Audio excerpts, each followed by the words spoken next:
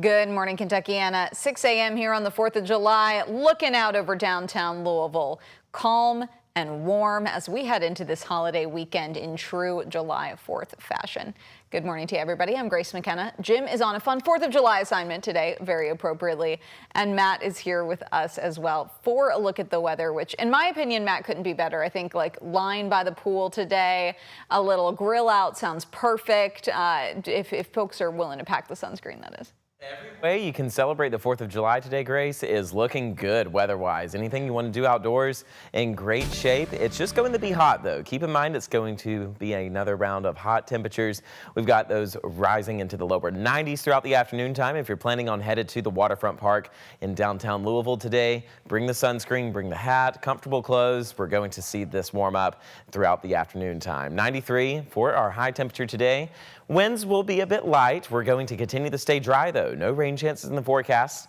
For our afternoon and evening time, temperatures will be in the mid-80s by firework time, and skies will stay clear. So it's looking good for that this evening. Temperatures already in the lower 70s, a bit of a calm wind so far this morning, upper 60s for you folks and near Bowman Field. The rest of us ranging in between the 60s and 70s, 66 near Bedford, 73 Louisville, 68 Springfield, 68 for you guys near Mumfordville. Satellite and radar continuing to keep us quiet and dry this morning, staying completely calm across all of the Ohio Valley. You'll notice that we're not tracking any showers or that many clouds headed our direction. It's going to be a very nice day throughout the hours. As I mentioned, those temperatures will gradually be increasing into the lower 90s with temperatures staying into the 90s throughout most of our evening hours. So it is going to be a fairly hot afternoon. Make sure you're staying cool and dry in that sunshine. That's a look at the next upcoming hours. We've got more weather details coming up. Here's a quick check of traffic this morning. So far, we're moving along just fine. All of our interstates looking good to go across downtown. If you're trying to hop on the interstate and get somewhere, you're looking good to go. Grace? Matt, thank you.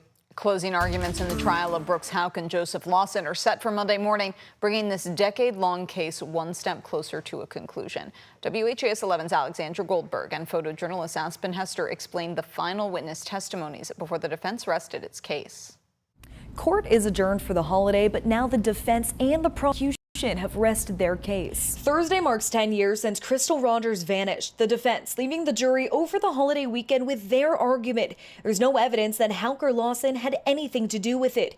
Former detective and police expert Denver Butler testifies about one discovery from 2021. Investigators found a pair of women's underwear underneath a driveway in the Woodlawn Springs subdivision. That's where Houck's company has constructed several homes.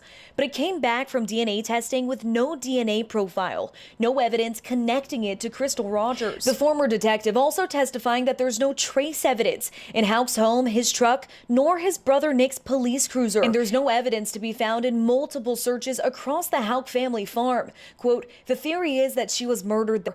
And in my experience with homicide cases is that homicides leave trace evidence. He says like bodily fluids or blood. Special prosecutor Shane Young asking, quote, is it possible to kill someone without leaving bodily fluids? The witness answers, yes. But in the case of Crystal Rogers, quote, I think anything is possible, but it's highly unlikely. Both defense counsels filed a motion for directed verdict, asking Judge Charles Sims to acquit the two men on trial based on lack of proof.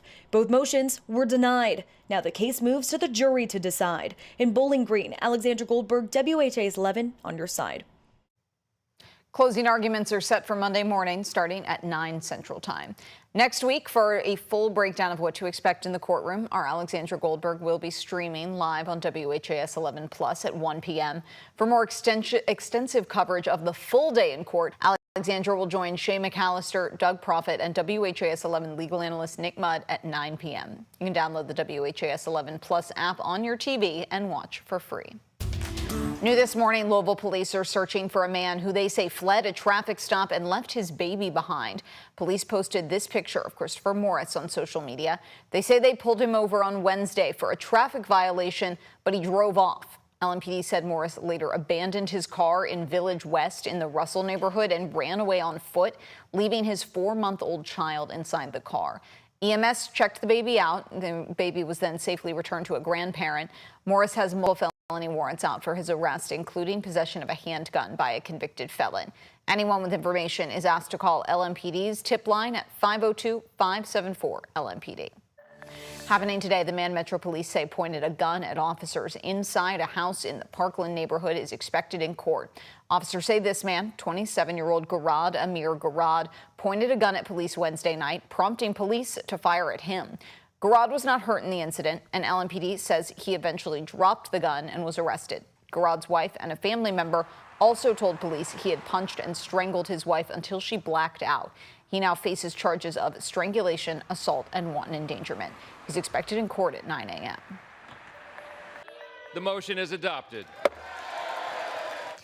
Republicans have pushed President Donald Trump's massive budget bill through Congress just in time for that 4th of July deadline the president set. The nearly 900-page piece of legislation includes tax breaks, spending cuts, and funding for national defense and deportations. The Senate passed it with Vice President J.D. Vance casting the tie-breaking vote, and the House approved it yesterday at 218 to 214 after some last-minute deal-making. Only 2 Republicans voted against the so-named Big Beautiful Bill. One of them, Kentucky Representative Thomas Massie, said, quote, "It wasn't beautiful enough for me to vote for it," referring to the impact on the national debt. The bill now heads to President Trump's desk for a July 4th signing ceremony. Here in the Commonwealth, we're hearing from some folks concerned about what it will mean for the state. The bill includes billions in cuts to Medicaid, which advocates say could be devastating for families who rely on the program for health care. The Congressional Budget Office estimates nearly 12 million people could lose health insurance.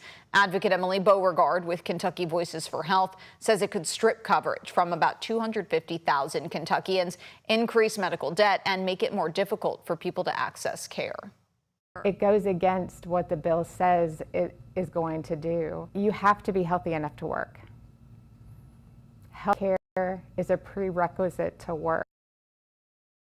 Includes work requirements for many adults on food stamps and Medicaid. Beauregard warns hospitals that rely heavily on Medicaid reimbursement could face an uncertain future, specifically mentioning the new Norton West Louisville Hospital.